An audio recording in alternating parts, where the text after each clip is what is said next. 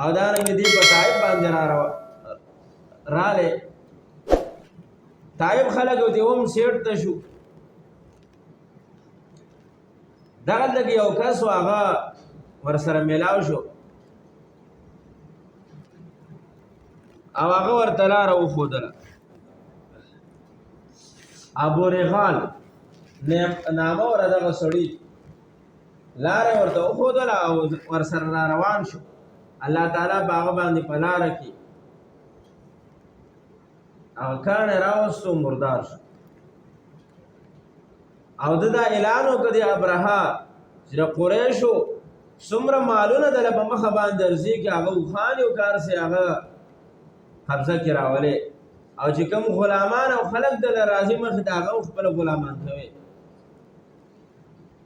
لړومبنه اوخان ورته د عبدالمطلب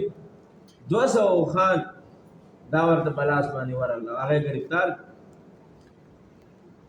قریش کله خبر شو چې ابرهه روان دی او په قهر او غضب باندې د عبدالمطلب دا سردار او مشر د مکی والو دته ورله چې د زمون مشر او بل ستا اوخان قبضه کړی دي ته ورله مخې ته لاړ شه ملاقات ورسره وکړه څه خبره اتره به وشي دی لاړ دل الله تعالی یو عجیب نور ورکړی او نورانیت پکې و دی چې کله ورغی او د ابرهه په خپل تخت باندې ناست دی په لاره کې دمه کوي دای چې ولیدو نو ډېر زیات متاثره شو د د مخ نه د د شخصیت د متاثره شو او د تخت نه ورته راکوز شو سر یې ورته ښکته کړو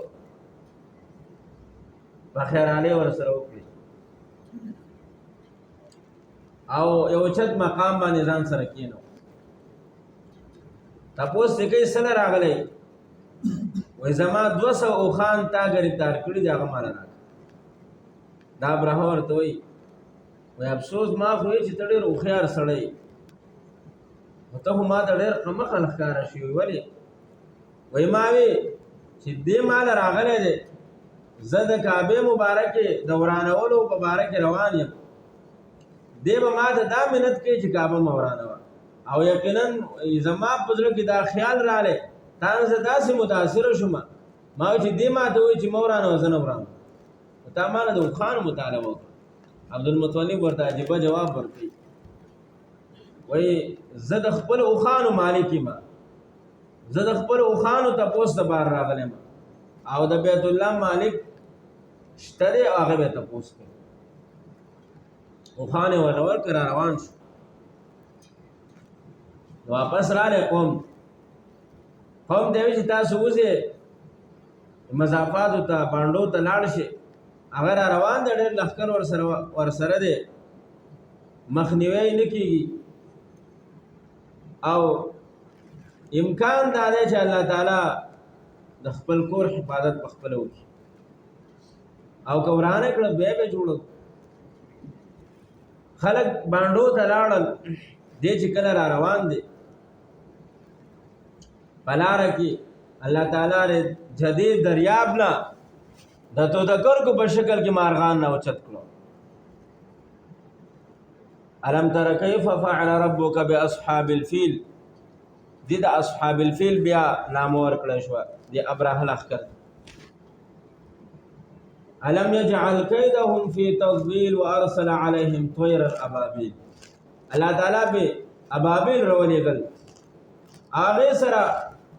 درې کاڼي به ورسره یو په دو په پنجو کې یو په خوله کې او د ډرون حملې به وکړې او دا په چا باندې بیا چې کاڼی ورویشتو هغه به په سورلیا باندې سورو نو کاڼی به په سر ولګېده او سورلی نه به مو وتو او سورلی او دی به په خپله دواړه مردار شو دغه شانتې لښکرې ټول تباه او برباد شو او دې چې کوم دی ابرهه دی وتښتېدو او په لاره کې به د باندې خارخ ولګېدو داسې خارخ په ولګېدو چې چغې بیا والې بیا مردار شو په لاره الله تعالی د خپل کور حفاظت وکړي. دا واقعه دا د نبی علیہ الصلوۃ والسلام د پیدایش نه تاسو ته معرف تقریبا 150 یا 55 سره د مخکې